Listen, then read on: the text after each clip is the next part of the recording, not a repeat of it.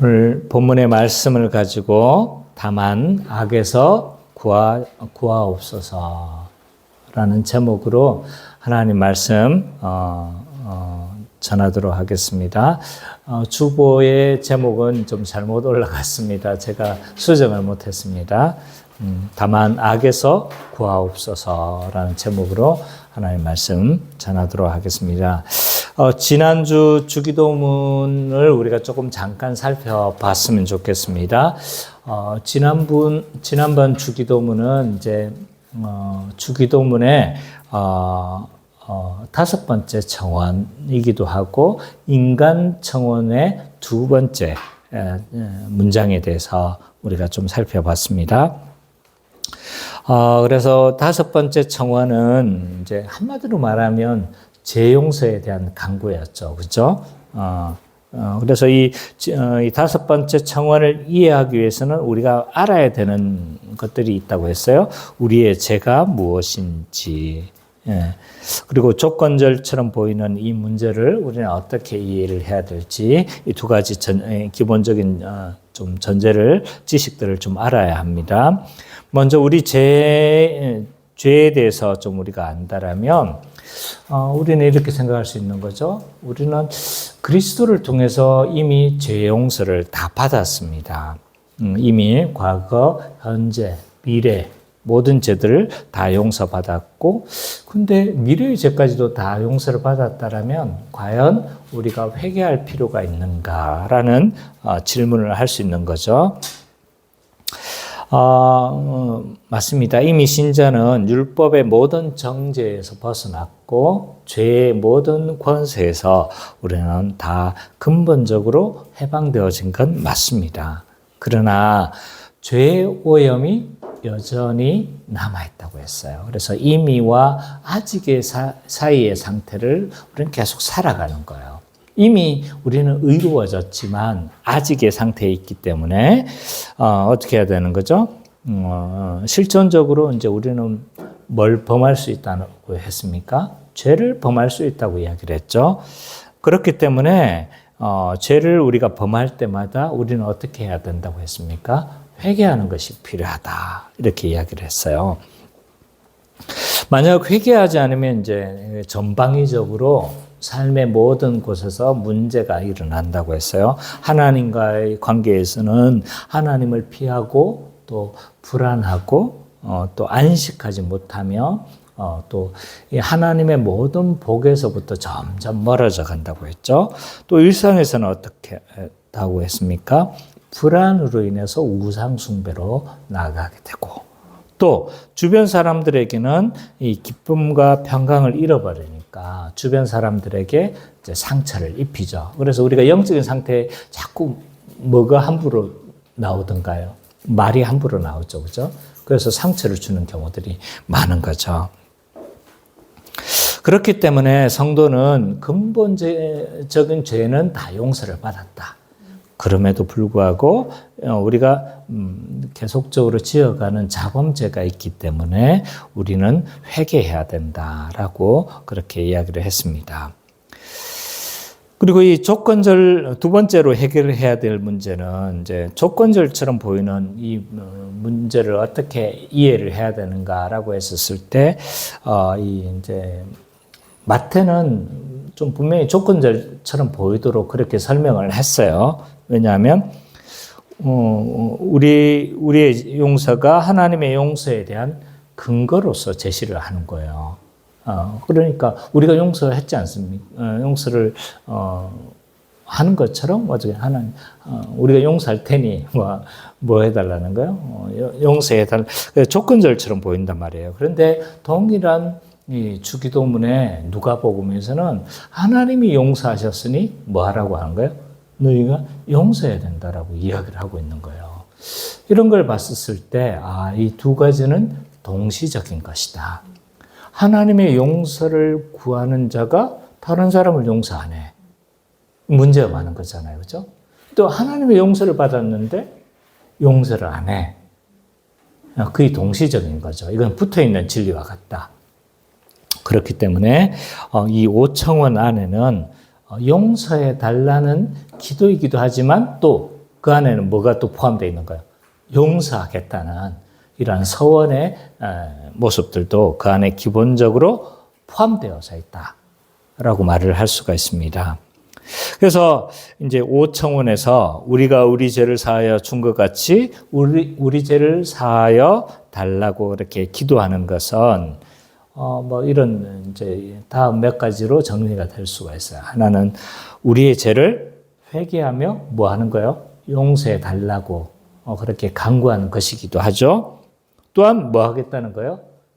우리가 용서를 받은 것처럼 다른 사람을 용서하겠다는 서원도 포함되어져 있고, 또 교회론적 의미로 생각해 본다라면 교회의 죄에 대해서 용서를 구하는 간구이기도 하다라고 그렇게 이야기를 했습니다.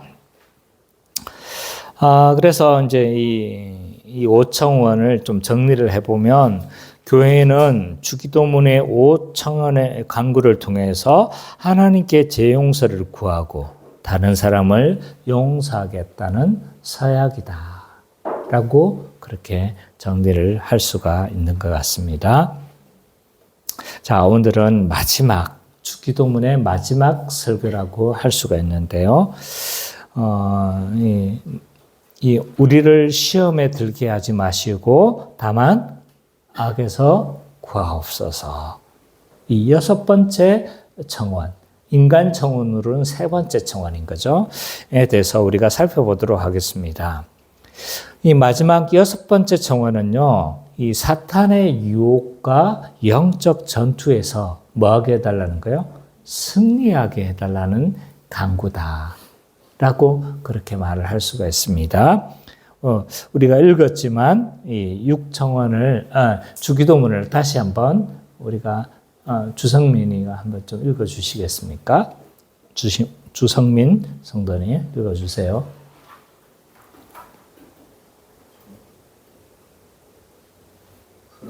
그러므로 너희는 이렇게 기도하라. 하늘에 계신 우리 아버지여, 이름이 거룩히 여김을 받으시오며 나라가 임하시오며 뜻이 하늘에서 이루어진 것 같이 땅에서도 이루어지이다. 오늘 우리에게 일용할 양식을 주시옵고 우리가 우리에게 죄 지은 자를 사하여 준 것 같이 우리 죄를 사하여 주시옵고 우리의 시험에 들게 하지 마시옵고 다만 악에서 구하시옵소서. 나라와 권세와 영광이 아버지께 영원히 있사옵나이다. 예, 감사합니다. 우리는 이 6번째 청원을 위해서 우리가 몇 가지 또 알아야 될 것들에 대해서 우리가 좀 살펴봐야 합니다. 3가지를 좀 살펴봤으면 좋겠어요. 시험이라는 게 도대체 뭐냐? 그러면 시험에 든다는 건 또한 뭐냐?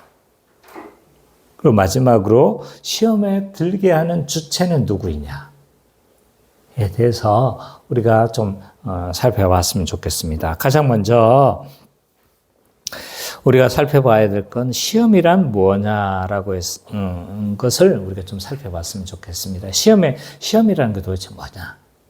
자, 먼저 이 시험이라는 이 단어는요, 문맥에 따라서 2가지로 해석이 될 수가 있습니다. 하나는 평가, 글자 그대로 테스트인 거죠. 테스트로 될 수가 있고, 또 하나는 유혹으로도 될 수가 있습니다. 영어로 말하면 temptation인 거죠. 그래서 이 2가지로 설명이 가능해집니다. 이 테스트로 해석되어지는 경우는 우리가 잘 알다시피 실력이 어느 정도인지 평가를 하는 걸 말하는 거죠. 이건 글자 그대로 테스트입니다. 대표적인 이 평가의 예로서 이제 중고등학생들이 치는 모의고사가 있죠, 그죠? 모의고사를 통해서 목적하는 바가 뭡니까? 이 학생의 이 시험을 통해서 이 학생의 수준이 지금 어디인지를 평가하는 거잖아요, 그죠? 예를 들어서 새 차를 산다고 하면 우리는 또 시운전을 해봅니다. 그래서 이 차의 성능이 어느 정도고 편의 사항이 어느 정도로 되어져 있는지 우리는 테스트를 합니다. 시승 운전을 통해서 이런 것을 테스트라고 할 수가 있습니다. 성경에는 이런 테스트의 예가 몇 군데 나와 있습니다. 그 중에 이제 대표적인 예가 아브라함에게 아들 이삭을 바치라는 테스트를 진행하시죠. 하나님은 이제 인신 공양을 받으시는 분은 아니시잖아요. 그죠? 그럼에도 불구하고 아브라함에게 아들 이삭을 번제로 드리라고 이야기를 합니다. 이것은 아브라함에게 주어졌던 일종의 테스트와 같은 상황이었습니다. 또한 빌립 신약에서는 예수님이 빌립에게 테스트를 하시죠. 그래서 굉장히 많은 사람들이 어디에 옵니까? 많은 사람들이 예수님께 몰려옵니다. 그때 빌립에게 뭐라고 합니까? 이 많은 사람들을 어떻게 먹였으면 좋겠느냐라고 묻죠. 그죠? 이런 것들이 일종의 테스트라고 할 수가 있습니다. 그래서 이제 하나님은 우리를 종종 테스트하시기도 하십니다. 그러면 하나님은 우리를 이렇게 평가하고 테스트하는 이유가 뭘까요? 하나님은 왜 우리에게 이런 테스트의 과정을 거치도록 하는 것일까요?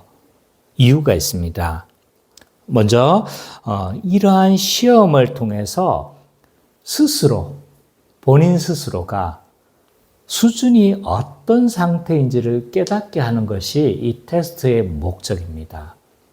하나님은요, 저 사람의 상태를 모르기 때문에 테스트하는 게 아닌 거죠. 그러면 그분은 전지하신 하나님이 아니시고 전능한 하나님이 아니신 거죠. 하나님은 우리에게 시험을 주시면서 스스로의 상태가 어떤 것인지를 발견하고 깨닫도록 하기 위해서 우리에게 테스트를 합니다. 그래서 이러한 시험을 통해서 하나님은 더욱더 하나님을 의지하도록 만듭니다. 왜냐하면 이 시험을 통해서 자신의 연약함, 자신의 무력함이 드러나기 때문입니다. 막상 시험이 주어지고 테스트가 주어졌을 때 굉장히 자기가 연약하다는 것을 발견하게 되어지죠. 그래서 이 모든 것에 하나님의 은혜에 달려 있다는 것을 인식하게 되어지고 더욱더 이 시험으로 인해서 더욱 겸손해지게 되어집니다. 그래서 점점 신앙이 자라갈수록 이 테스트의 과정을 통해서 점점 자신의 힘보다는 누구를 의지하도록 만듭니까? 하나님을 의지하도록 그렇게 이 테스트를 하시는 겁니다.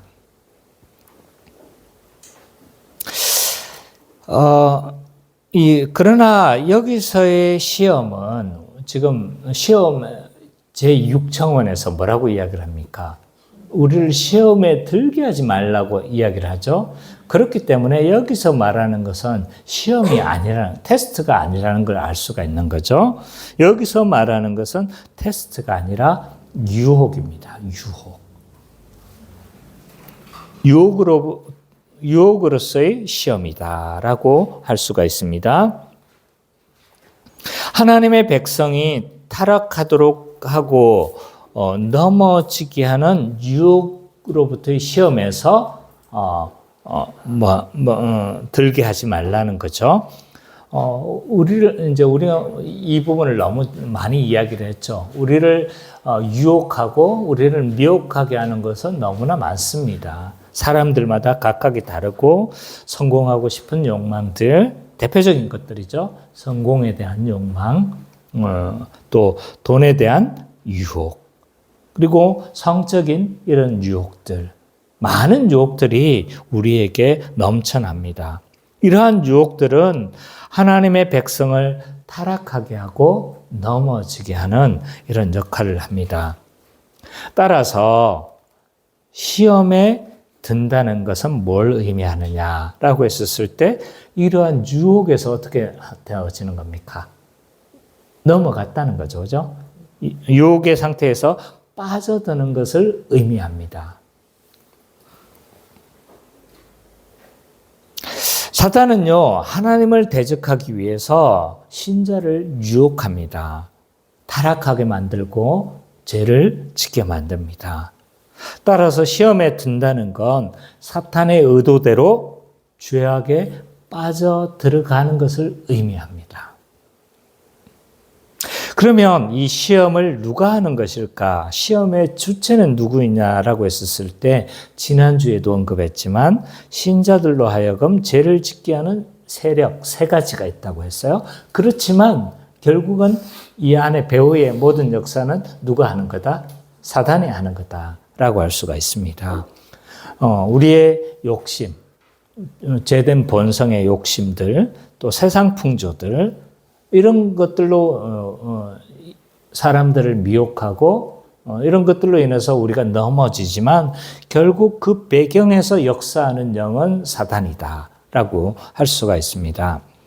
그렇기 때문에 신자는 이러한 사탄과 이런 유혹에서부터 악에서 뭐 해달라는 거예요? 이런 악으로부터 구해달라고 청원하는 것이 육청원이다 라고 그렇게 말을 할 수가 있습니다. 그래서 이 신자가 육청원을 한다는 것은 어떤 의미가 있느냐라고 했었을 때 글자 그대로입니다. 시험과 유혹이 없을 수는 없지만 뭐 하지 않게 걸려 넘어지지 않기를 구하는 기도다 라고 할 수가 있습니다. 이 땅에서 누구라도 사탄의 시험에 벗어날 수가 없습니다. 사탄의 시험을 우리는 경험할 수밖에 없습니다. 왜냐하면 이 세대와 오는 세대가 겹쳐 있기 때문입니다. PPT 좀 띄워주시겠습니까? 자, 이 세대, 초림으로 인해서 이 세대가 끝이 나고 뭐가 왔습니까? 오는 세대가 왔죠. 하나님 나라가 이 땅에 온 거예요. 근데 이 시대와 오는 시대가 공존하는 때가 언제냐면 초림과 재림 사이인 거예요. 그러니까 이 시대의 모습도 남아있고 뭐도 남아있는 거예요. 오는 세대의 모습도 같이 공존하는 시대를 살아가고 있습니다. 그래서 이 재림의 때 이 세대가 멸망되어진다는 걸 사단은 알고 있습니다. 그렇기 때문에 어떻게 하는 거예요? 한 사람이라도 더 넘어지도록 하고 한 사람이라도 더 능력 있게 그렇게 살아가지 못하도록 마지막까지 최후의 발악을 하게 되어질 겁니다. 그래서 신자에게는요, 늘 시험이 있을 수밖에 없습니다. 만약 나에 대해서 아무런 시험을 하지 않는다면 뭐라는 거예요? 불신자거나 불신자와 가까운 삶을 살고 있거나 아마 두 가지 중에 하나일 겁니다. 그래서 우리 신자에게는 늘 시험이, 유혹이 있을 것이라는 사실들을 우리는 잘 알아야 합니다. 그렇기 때문에 신자는 어떻게 해야 되냐면 시험에 들지 않도록 하기 위해서 날마다 뭐 해야 된다는 거예요? 기도해야 된다는 거예요. 시험에 들고 나서 기도하지 말고 시험에 들기 전에 우리는 시험에 들지 않도록 뭐 해야 되는 거예요? 날마다 기도해야 합니다. 두 번째로 이 육청원의 의미가 뭐냐라고 했었을 때 시험에 들었다 할지라도 시험의 상황에서 죄를 짓지 않기를 구하는 기도가 이 육청원입니다. 어떤 경우 우리는 시험의 상황에 우리는 들어갈 수가 있습니다. 루터가 이야기했던 것처럼 뭐 하는 거예요? 우리는 여러 상황들 가운데서 시험의 상황들을 우리는 경험하죠. 그래서 신자는 매 순간 이 사탄의 통치와 하나님의 통치의 갈림길 사이에서 서 있습니다.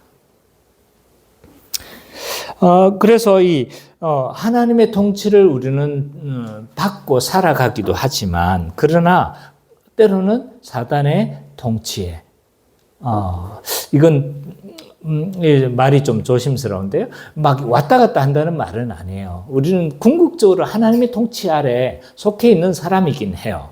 그러나 때로는 사단의 속삭임에 어떻게 하는 거죠? 넘어갈 수도 있다는 거죠. 그렇기 때문에 이러한 선택 사이에 서 있다는 것은 하나님 나라냐 또는 지옥이냐 이런 선택은 아닙니다. 그러나 이러한 선택을 통해서 하나님의 통치를 받느냐 아니면 사단의 속삭임에 우리는 넘어가느냐 이 문제는 어떤 문제냐 하면 하나님 나라를 풍성하게 경험하느냐 하나님 나라를 풍성하게 경험하지 못하느냐의 문제인 거죠. 그래서 어떤 순간 신자는요 하나님의 통치를 벗어나 죄의 미혹에서 넘어지기도 합니다. 이때 신자는 육청원을 통해서 어떻게 하는가요? 은혜를 구하는 거죠. 그래서 이 하나님의 은혜로 말미암아 이런 사단의 속삭임에서 벗어나도록 간구하는 것이 육청원이다 라고 그렇게 말을 할 수가 있습니다. 그리고 세 번째로는 죄와 맞서 단호하게 맞서 피 흘리기까지 싸우겠다는 신자의 선언이기도 합니다. 성경은 계속적으로 죄를 대항하라고 그렇게 이야기를 하고 있습니다. 로마서 8장 13절, 히브리서 12장 4절 곳곳에서 죄와 싸우라고 그렇게 이야기를 하고 있습니다. 로마서 3장 13절을 보면 너희가 육신대로 살면 반드시 죽을 것이로되 영으로서 몸의 행실을 죽이면 살리니 라고 그렇게 말씀하고 있습니다. 따라서 이 육청원은 죄와 싸우겠다는 일종의 단호한 신자의 서원과도 같은 역할을 한다라고 할 수가 있습니다. 그래서 육청원을 통해서 오늘 내가 뭐 하겠다는 거예요? 죄와 싸우고 그 죄 가운데 이런 사단의 미혹에 넘어지지 않겠다는 신자의 단호한 결심도 포함되어져 있다라고 알 수가 있습니다. 그렇기 때문에 주기도문의 기도는요 예배 때만 사용하는 기도가 아닙니다. 우리의 일상에서 하는 기도인 거예요. 그래서 우리는 주기도문을 가지고 그대로 낭독하면서 기도할 수도 있지만 그러나 주기도문적인 기도를 할 수 있는 거죠. 그것들을 생각하면서 그 6가지 청원의 내용들을 우리는 그대로 기도할 수가 있습니다. 마지막 교회론적으로 생각해 본다면 신자가 이 교회가 시험에 들지 않기를 소망하는 기도이기도 하다. 그래서 내가 시험에 들지 않도록 하는 기도이기도 하지만 또 누가 교회가 시험에 들지 않도록 함께 기도하는 것이다 라고 할 수가 있습니다. 지난주에도 이야기했지만 우리는 한 몸 한 가족이기 때문에 지체의 범죄는 지체의 죄는 우리의 문제이며 우리의 죄와 관련되어져 있고 결국은 교회가 망하는 길입니다. 그렇기 때문에 우리는 육청원을 통해서 우리도 영적 전투에서 승리하기를 기도하는 것이지만 우리의 지체인, 우리의 한 몸인 교회가 영적 전투에서 승리하도록 간구하는 기도이기도 하다라고 그렇게 말을 할 수가 있습니다.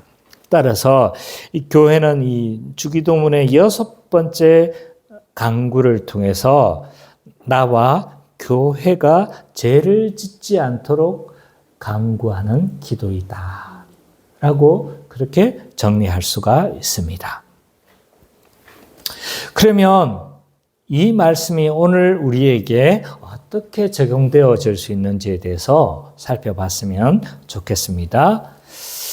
첫 번째로 이 사탄은요 하나님의 백성인 교회를 끊임없이 공격한다는 사실을 우리는 알아야 합니다. 우리는 현대의 시대에 사단이 뭐가 존재해? 사단은 없어. 그렇게 노골적으로 말을 하지는 않겠지만 사탄의 존재에 대한 인식이 우리 사이에서는 과학적인 이런 시대를 살아가고 있기 때문에 사탄에 대한 영적 존재를 인정하지 않으려고 하는 경향들이 우리에게 여전히 남아 있습니다. 그러나 성경은 계속적으로 이 사단의 존재에 대해서 증거를 하고 있다는 사실에 우리는 주목해야 합니다.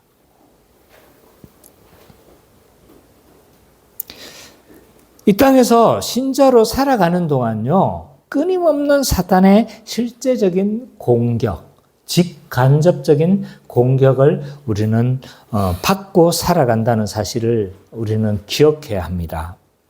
어떨 때는요, 이 사단은 우는 사자와 같이 신자를 공격합니다.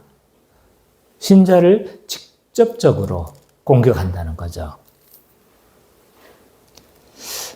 이것은 직접적으로 사단이 예수 그리스도를 믿지 못하도록, 또한 예수 그리스도를 가까이 하지 못하도록 핍박하는 방식이라고 할 수가 있습니다. 특히 예수님 이후에 초대교회에서는 이러한 형태의 공격들이 너무나 많았습니다.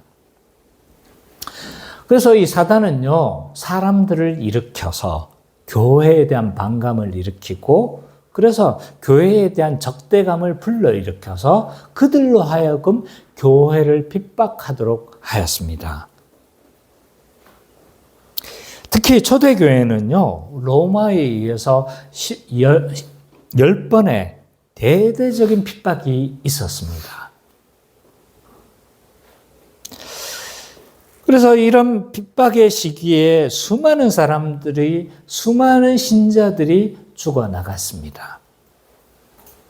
특히 제1차 핍박 때는 우리가 잘 알았던 것처럼 베드로와 바울이 순교를 했고요. 2차 핍박 때는 또 누가 감옥에 갇혔습니까? 사도 요한이 감옥에 갇혔죠. 그리고 이 3차 이렇게 되어가면서 많은 사람들이 감옥에 갇히고 심지어는 많은 사람들이 목숨을 잃었습니다.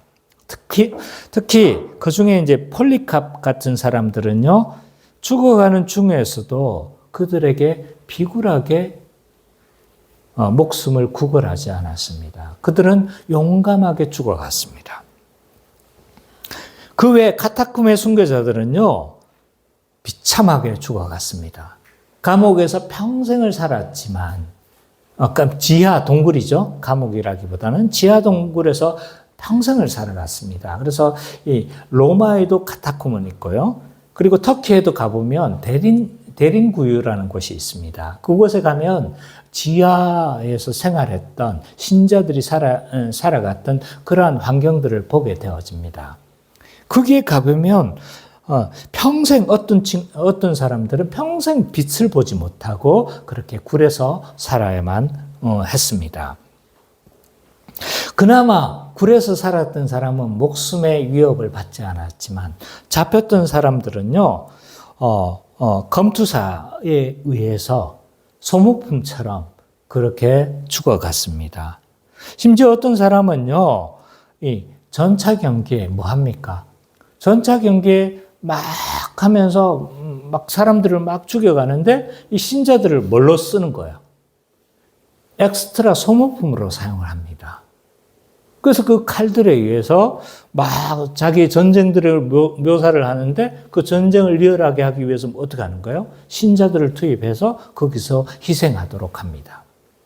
그리고 우리가 영화에서 보는 것처럼 어떤 사람들은 이 검투 경기에 그냥 사자밥이 되게 하고 이런 것들을 많이 하죠. 또 이 네로 황제 때에는요, 이 사람들을 어떻게 사용했냐면 등불로 사용했습니다. 신자를 다 해서 사람 몸에다 역청을 다 발라서 거기에 사람을 등불로 사용하도록 그렇게 했죠. 이 모든 것들을 우리가 생각해 봤을 때 과연 이것이 사람의 악으로 가능한 것인가? 저는 사람의 악으로 가능한 것이 아니라 그 배후에 사단이 존재한다고 저는 생각을 합니다. 사탄을 단지 신자를 유혹하는 정도로만 생각해서는 안 됩니다. 사탄은 어떤 경우는요, 이처럼 극단적인 방법을 통해서도 실제적인 악을 통해서 신자를 미혹하고 넘어지게 하고 신자를 부인하게 하도록 하고 신자가 그리스도인으로 살아가지 못하도록 이렇게 실제적인 악이라는 사실을 우리는 늘 기억해야 합니다.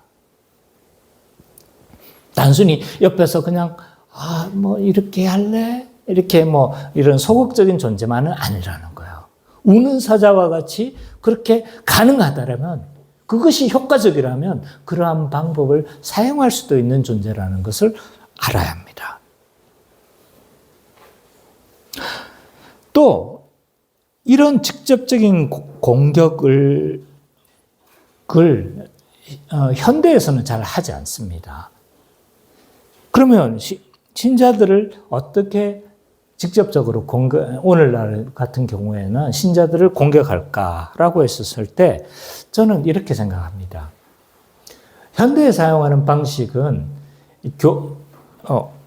신앙을 사적 영역으로 가두는 것으로 직접적으로 저는 공격을 한다고 생각합니다. 그러니까 우리가 믿는 이런 신앙들은 사적인 영역인 거죠. 공적인 영역은요. 직업, 직장, 그리고 사회, 모든 생활들. 이런 것들을 이제 공적 영역으로 나눠서 신앙은 뭘로 여기게 하도록 하는 거죠? 사적 영역으로 여기도록 만드는 것이 사단의 직접적인 공격이다. 저는 그렇게 생각합니다. 오늘날 기독교에 대해서 노골적으로 반대하거나 핍박하지는 않습니다. 그러나 물론 오늘날도 뭐 예수 믿는 것에 대해서 노골적으로 위협이 되는 나라도 있죠. 북한 같은 나라나 뭐 그 이슬람의 몇몇 나라들은 그런 나라일 수도 있겠지만, 그러나 오늘날은 기독교를 공적 영역에서 점점점 배제시키려고 하는 것이 사단의 음모다. 사단의 공격이다. 전 그렇게 생각합니다. 그래서 이렇게 이야기를 합니다. 네가 불교를 믿든 기독교를 믿든 네가 새벽 기도를 나가든 상관없어. 그러나 이 종교의 영역을 공적 영역으로는 가져오지 마. 라고 말을 하는 거죠.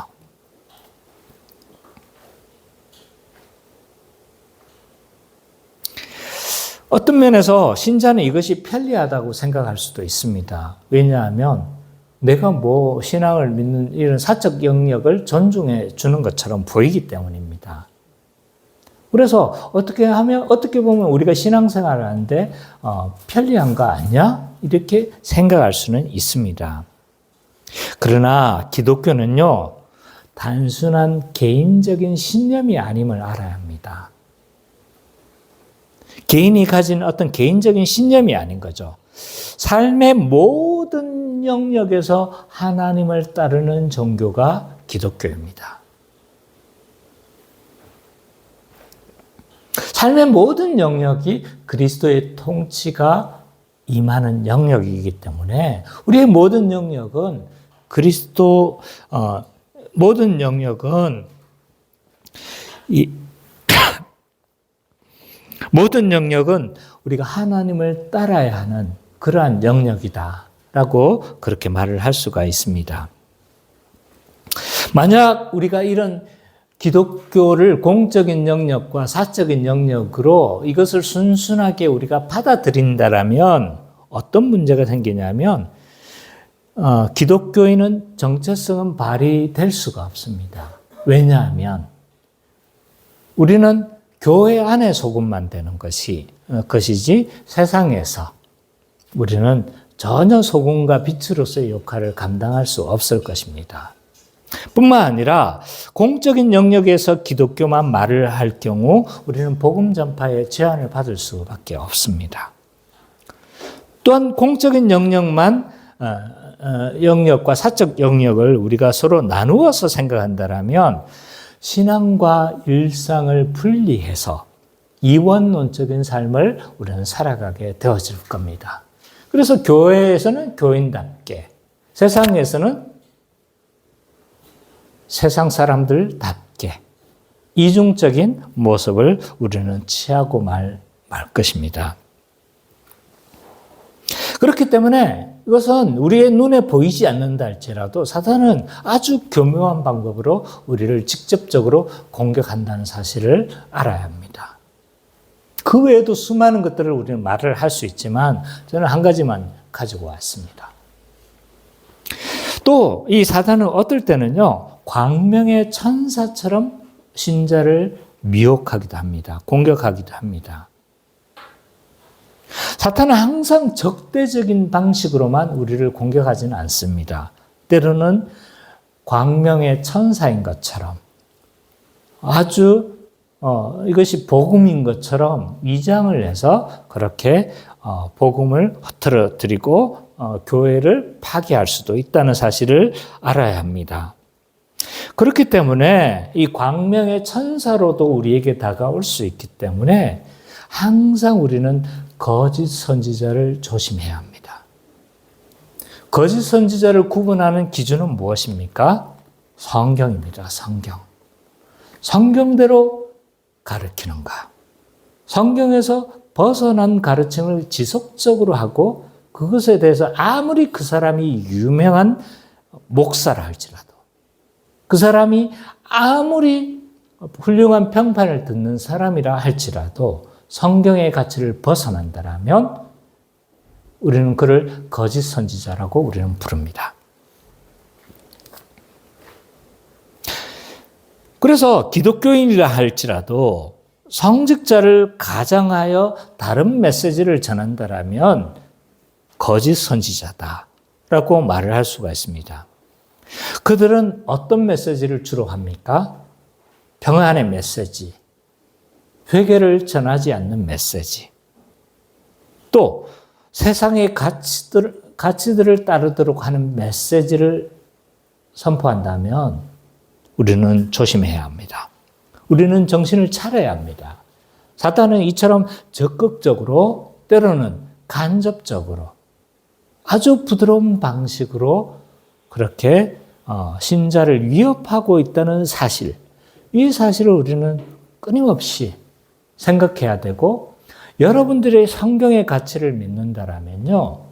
성경을 믿는다라고 고백한다라면 이 성경에서 약속하고 증언하고 있는 사실을 우리는 믿어야 합니다. 두 번째로 교회는 복음과 기도로 무장해서 영적 전투에서 승리해야 합니다. 신자는 아까도 이야기했던 것처럼 우리는 이 사탄의 미혹에서 벗어날 수가 없어요.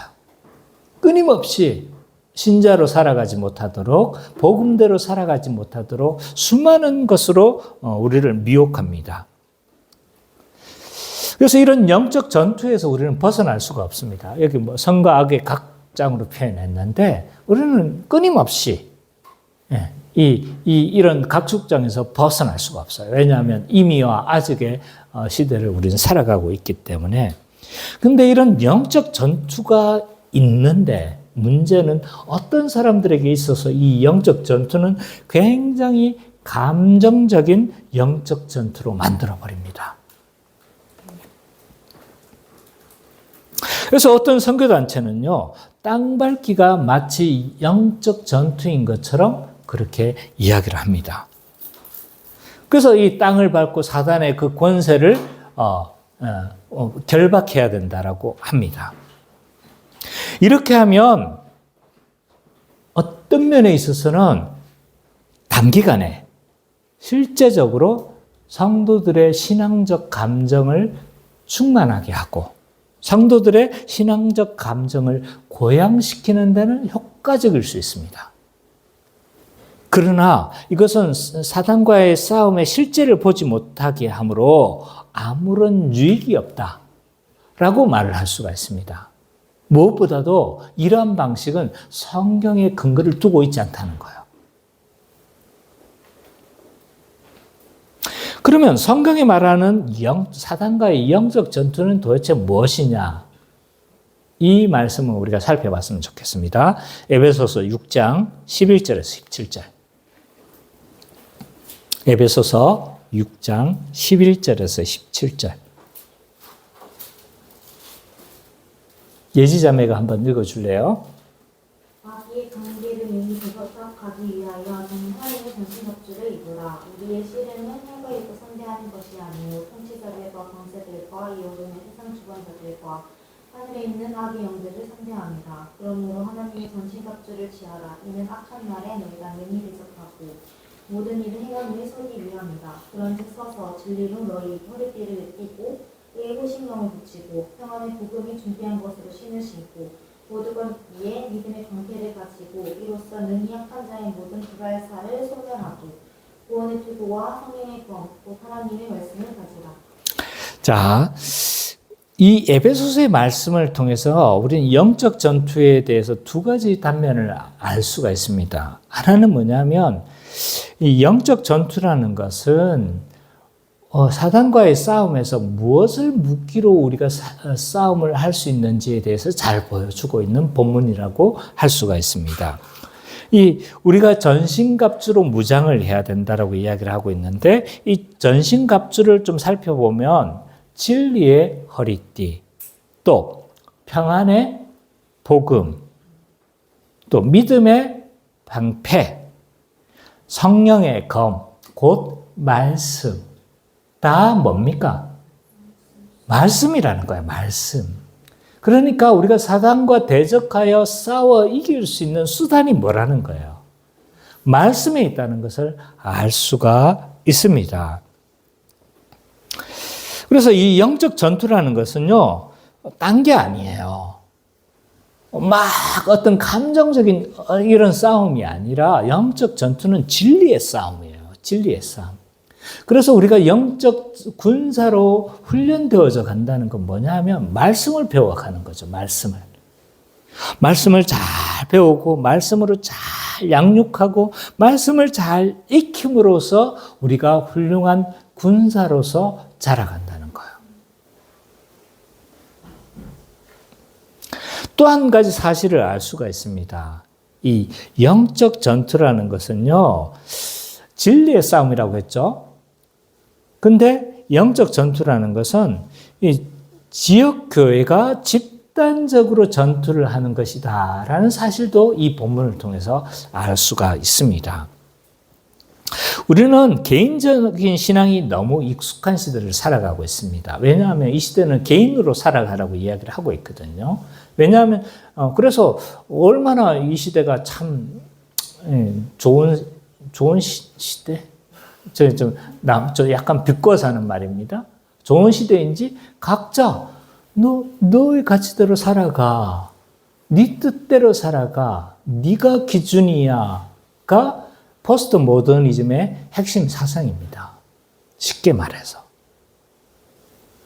그렇기 때문에 개인주의 시대를 우리는 살아가고 있기 때문에 개인주의를 여러분은 배우지를 않았습니다. 그러나 개인주의를 배우지는 않았지만 개인주의를 여러분들은 습득을 했습니다. 그냥 몸에 익어버렸습니다. 그렇기 때문에 우리의 신앙이 마치 개인으로 신앙생활을 하는 것이라고 우리는 생각을 합니다. 그래서 이런 영적 전투를 우리는 생각할 때마다 개인이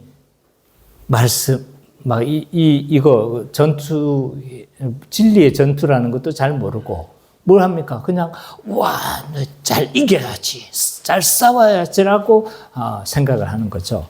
그러나 오늘 본문에서 잘 살펴보십시오. 여기에서 이 사도 바울은 뭐라고 이야기를 하고 있습니까? 누구의 씨름이라고 합니까? 누구의 씨름이라고 이야기를 해요? 우리의 씨름이라고 이야기를 해요. 거기에다가 에베소서가 뭘 강조합니까? 한 몸, 한 가족, 한 세 사람으로 되어졌다라고 2장에서 말하고 있지 않습니까? 이러한 사실들을 우리가 생각해 본다라면 이 사실은 반드시 교회적으로 생각해야 합니다. 그래서 바울은 기본적으로 교회적인 것을 염두에 두고 있습니다. 그래서 제가 적용할 때 뭐라고 합니까? 교회는 이라고 적용하는 이유가 거기에 있습니다. 한 몸 된 존재, 한 세 사람 된 존재, 또는 단체적인 존재를 생각해야 합니다. 그래서 이 싸움은요, 개인이 무장하라는 말도 있지만 그러나 그거보다 이 궁극적인 건 교회가 무장해야 된다는 거예요. 교회가. 그래서 로마가 100명 단위로 백부장이 이 100명의 단위를 뭘 했냐면 사각의 진을 만듭니다. 그래서 이렇게 로마 군대가 딱 하면 어떡합니까? 사각의 진이 착착착착 걸어가지 않습니까? 그게 한 백부장이 전체를 다스립니다. 그래서 이 백부장 단위도 이 전투에 늘 임합니다. 그래서 바울은 이것을 전 염두했다고 생각합니다. 그래서 한 교회가 한 몸과 같이 한 대열로 맞추어서 그래서 불화살이 날라오면 어떡합니까? 로마 군대가 큰 방패를 들면서 다 막 방어를 하지 않습니까? 그리고 창병이 오면 어떡합니까? 앞을 다 막아버리고 위에도 막아버려서 그렇게 한 진이 그렇게 싸움을 싸웠던 것처럼 교회가 어떻게 그렇게 싸워야 된다는 거죠? 한 몸을 이루어서 진리의 전투를 해야 된다는 사실을 보여주고 있습니다. 그렇기 때문에 우리가 교회 성도라고 생각한다면요, 양육의 자리에서 배제가 돼서는 안 됩니다. 늘 양육받기에 힘써야 합니다. 그래서 우리가 동일한 진리, 한 진리로 같이 살아가기를 힘써야 합니다. 만약 내가 진리를 배워가기를 멈추고 그것을 게을리 한다라면 속된 말로 축구에서 뭐가 됩니까? 족구에서 또는 풋살에서 뭐라고 합니까? 그 사람 구멍이 되는 거예요. 구멍. 예. 그래서 누가 약하다는 사실을 알잖아요. 그죠? 그 약한 사람에게 뭐 합니까? 집중적으로 공격합니다. 그래서 내가 수비를 잘 보는데요. 축구할 때 수비합니다. 나한테는 안 와요. 약한 쪽으로 하지. 안 믿습니까? 아유, 잘한다니까요. 우리 목사님들 그룹에서 제 별명이 주민재입니다. 주민재. 네? 네, 주민재예요, 주민재. 그래서 우리는 구멍이 되지 않도록 하기 위해서는 어떻게 해야 되는 거예요? 동일한 진리로, 같은 진리로 하나가 되기를 우리는 힘써야 합니다. 뿐만 아니라 진리의 전쟁이라는 걸, 영적인 전투는 이런 감정적인 전투가 아니라 뭐 어떤 진리의 전투고 이것은 교회적으로 무장해야 된다는 걸 봤습니다. 그런데 이러한 영적 전투는 기도가 또한 필요합니다. 기도로 승리해야 합니다. 오늘 6차원에서도 뭐라고 이야기를 하고 있습니까? 이런 악에서 구하여 달라고 우리가 간구하라고 이야기하고 있지 않습니까? 그리고 마태복음 26장 41절에 보면 이렇게 말씀하고 있습니다.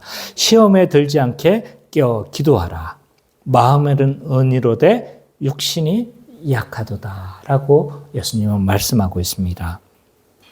우리는 이미와 아직을 살아가고 있기 때문에 날마다 나의 뜻대로 살아가고 싶은 이런 욕구들이 우리 안에 나를 위해 살아가고 싶은 욕구들이 여전히 우리 안에 남아 있습니다. 그래서 예수님도 어떻게 한 거예요? 겟세마네 동산에서 자신의 뜻이 있었지 않습니까? 근데 하나님의 뜻은 뭐였습니까? 십자가의 죽으심으로 순종하는 사실이었죠. 근데 그 사실에 하나님의 뜻에 순종하기 위해서 어떻게 합니까? 기도로 성령의 도우심으로 말미암아 하나님의 뜻에 순종할 수가 있었습니다. 그래서 우리가 날마다 시험에 들지 않으려면요, 기도해야 합니다. 매일의 기도에서 우리가 열심을 내지 않는다라면 우리는 싸움에서 결코 승리할 수가 없습니다.